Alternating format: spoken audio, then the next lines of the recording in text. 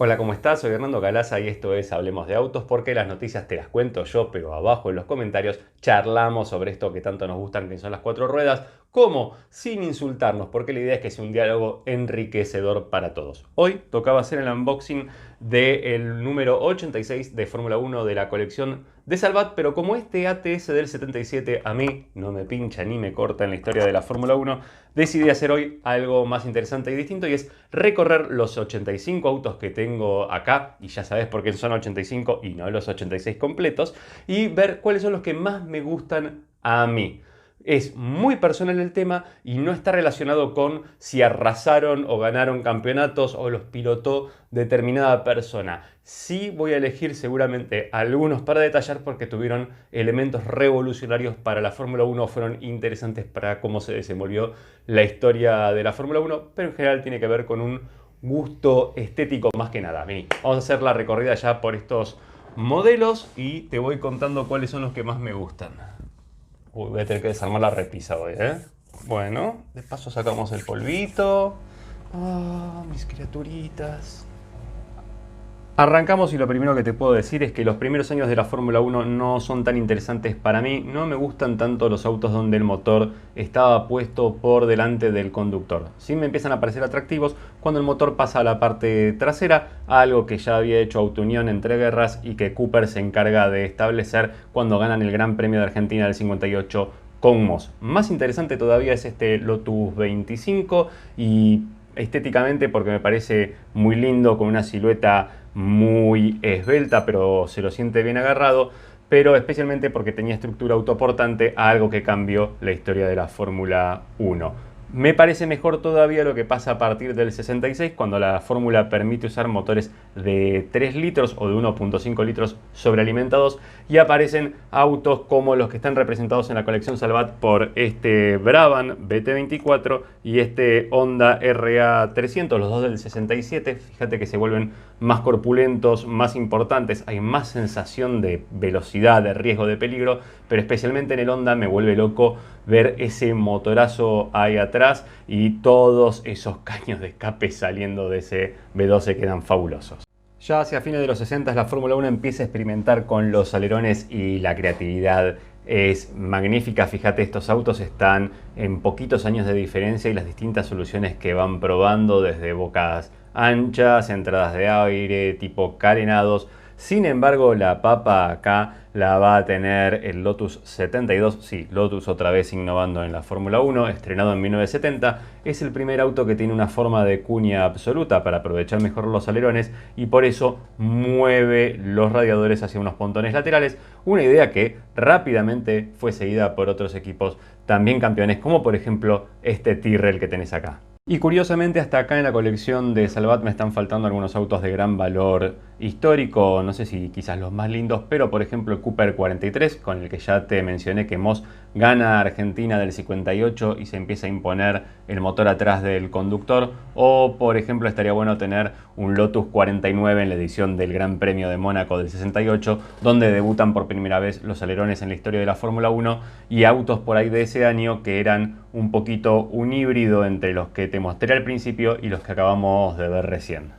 La verdad es que los primeros autos que recibieron alerones en la Fórmula 1 mucho no me gustan porque son adaptaciones de la estructura que ya había. Me parecen más interesantes cuando ya los empiezan a asimilar o a poner como algo integral del diseño del vehículo. Sin embargo, a mitad de los 70s hay como un popurrí muy distinto, desde autos medio extraños, anchos o por ahí un poco burdos, a interpretaciones muy interesantes como por ejemplo el Brabham BT44, que lo queremos porque su decorado está buenísimo, lo queremos porque es muy lindo y lo queremos porque lo corrió el Lole y le supo ir muy bien. También tenemos el McLaren M23, ya todos conocemos a Lauda manejándolo, un auto que duró muchos años. Lamentablemente en la colección vienen dos veces el auto igual, con ni siquiera una variante que lo haga más interesante. Eso no se hace, muchachos, pero creo que lo más interesante de todo esto es el Tyrrell P34, el famoso auto de 6 ruedas. No fue el único proyecto en la Fórmula 1 con esta característica. La idea no era generar más agarre en el tren delantero, sino que las ruedas fueran chiquititas y poder carenarlas con esa trompa que tenías y tener una ventaja aerodinámica, un auto difícil de poner a punto. Imagínate que eran 4 frenos adelante, si había un pozo, una situación distinta, mientras una rueda te bloqueaba, la otra no, molestaba bastante al piloto. En fin, una idea de esas geniales que igualmente fue dejada de lado. Y hacia finales de los 70s la Fórmula 1 empieza a tener una revolución que para mí es muy pero muy interesante. Arrancamos con este Renault RS01 del 77, un auto que a mí no me parece muy lindo para mirarlo, pero que es interesante porque introduce el motor turbo en la categoría, algo que va a revolucionar la motorización de la F1. Después tenemos al Lotus 79 de 1978, otro revolucionario porque introduce el efecto suelo, y este auto, además de tener esa curiosidad, me parece que es hermoso, inclusive en ese negro con dorado tan característico. Un dato curioso es el Brabham BT46B del mismo año.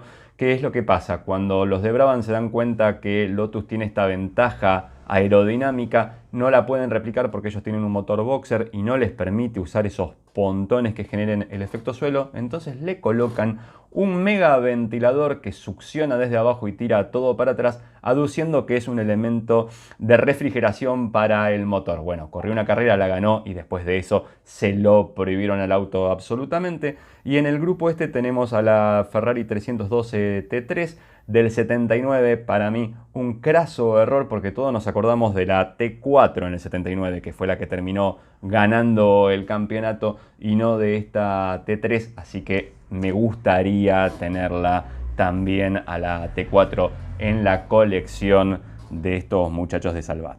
Y una vez pasadas estos grandes éxitos, volvemos a entrar en otra época donde te diría que hay grandes feuchos, autos memorables seguramente, pero que a mí no me gustan demasiado estéticamente. De toda esta lista quiero resaltar dos modelos especialmente, el Williams FW07 y el Brabham BT49. El Williams no lo destaco porque sea muy lindo, sino porque fue con el que Lole casi gana el campeonato. Y el Brabham lo destaco porque es el auto que le sacó el campeonato a Lole. Era un auto además que tenía alguna trampita legal, pero tengo que confesarlo, cada vez que lo veo me encanta, especialmente porque era como muy corpachento y por ese decorado que tenía en la trompa que le quedaba muy pero muy bonito.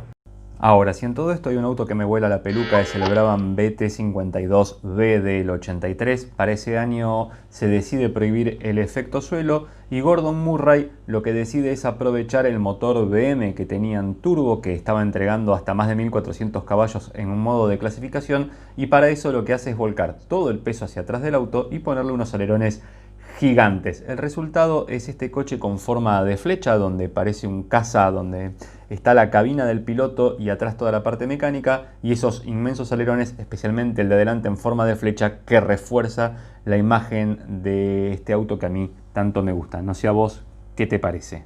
Y de nuevo, en los 80s como que la cosa se estandariza un poco, los autos se vuelven medios cuadrados, con la trompa ancha y muy hacia abajo. No me gustan tanto, pero sí te das cuenta que el MP44 que manejaba Senna era otra bestia, otro diseño, una trompa mucho más baja, los pontones más bajos, un concepto que había desarrollado Gordon Murray.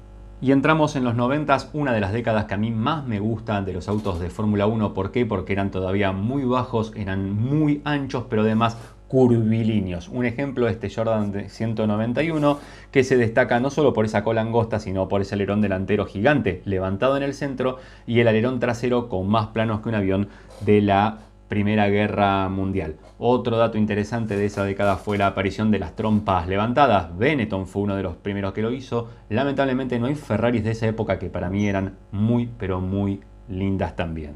En el 98 la Fórmula 1 tuvo un cambio reglamentario y a mí en ese momento me cayó muy mal. Los autos pasaron a ser más angostos, las ruedas tenían rayas, los pontones eran un poco más altos y sin embargo McLaren se despachó con unos autos que además de ganar el campeonato eran divinos. Si a mí me preguntás, me gustaba más el del 97 que el del 98 por las razones que ya te di, pero acá tenemos este MP414 del 99, ganador del título, y que era hermoso, la trompa no tan levantada, muy fluida toda la silueta y una decoración que para mí estaba más que buena. Y si bien yo estaba un poco peleado con los autos de finales de los 90 para 2004 aparece algo para mí que es más que interesante. Fíjate este Sauber C23, el Renault R24, la F2004 y por qué no el FW26 de Williams con esa trompa tan peculiar.